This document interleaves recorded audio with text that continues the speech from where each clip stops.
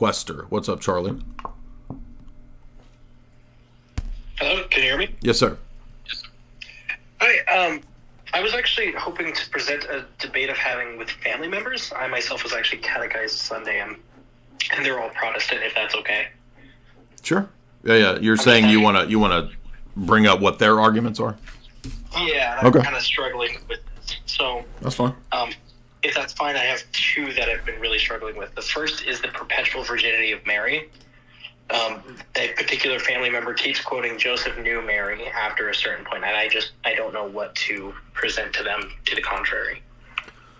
Yeah, so the best thing actually on this, which is, what the heck is that? Yeah, is still Jerome's treatise. So it's called Against Helvidius, and it's not very long.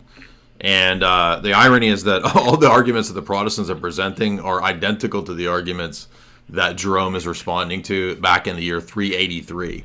So this is a double whammy. I like to do this because, on the one hand, not only do we get actually good exegetical arguments from a person who knew the languages, Jerome, but we also get a good reply to almost all of the standard things that Protestants say. You can also point out that the classical reformers themselves, Calvin and Luther, didn't deny the perpetual virginity. They even understood that the low-tier arguments like that don't actually mean that that he necessarily did it, right? Right. So the till, you're right, I will be with you until the end of the world. It's the same Greek word there. Does that mean that Jesus is no longer with us after the end of the world? No. So till does not necessarily imply that afterwards it ceases to be the case, or the opposite is the case. Okay. So it's not a long treatise, but you do need to read it. It's called Against Helvidius. I have it pulled up right here.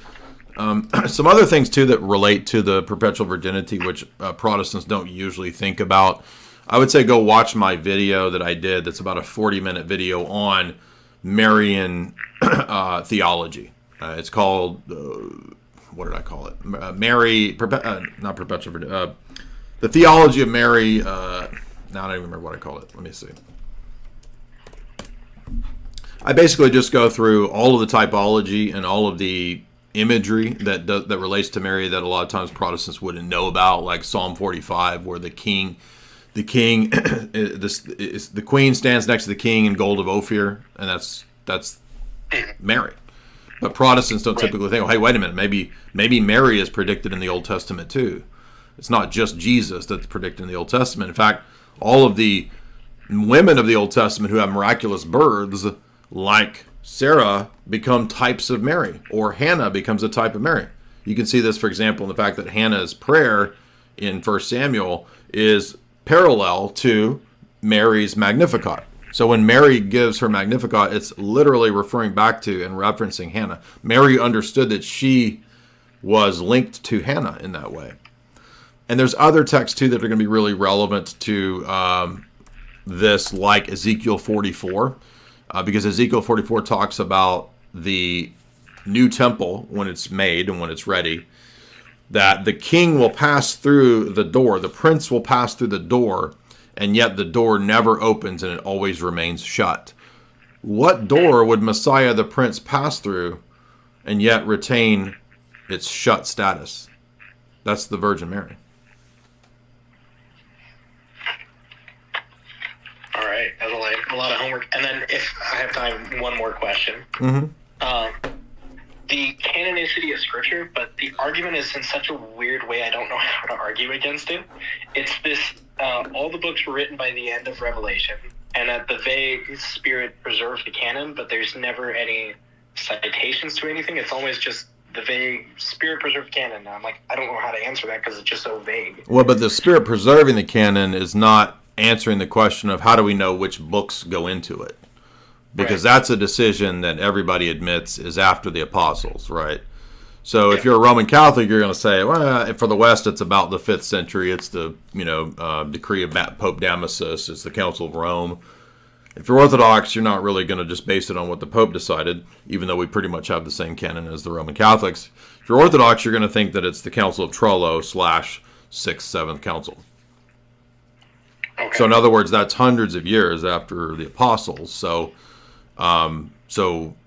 how do we get the right list of books when the Bible itself doesn't tell us what books go into it? Because Protestants tend to think of the Bible as just this one book.